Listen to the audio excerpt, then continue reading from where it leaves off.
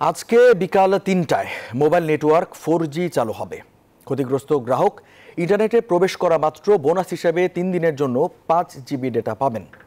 Mobile internet সেবা চালু করার বিষয়ে association of mobile telecom operator of Bangladesh এর সাথে বৈঠক শেষে সাংবাদিকদের সাথে মতবিনিময়কালে এই কথা জানান ডাক, টেলিযোগাযোগ ও তথ্য প্রযুক্তির প্রতিমন্ত্রী জনাব জুনায়েদ আহমেদ পলক।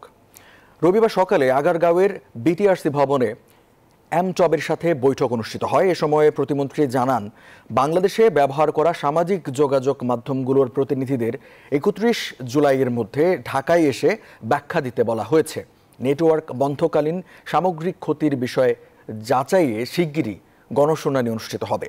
ডাক, টেলিযোগাযোগ ও তথ্য প্রযুক্তি খাতে কমপক্ষে 1000 কোটি টাকার ক্ষতি হয়েছে। 19 কোটি সিম ব্যবহারকারীর মধ্যে 14 কোটি ইন্টারনেট ব্যবহারকারী। গেল 17 থেকে 28 জুলাই মোবাইল নেটওয়ার্ক বন্ধ হয়।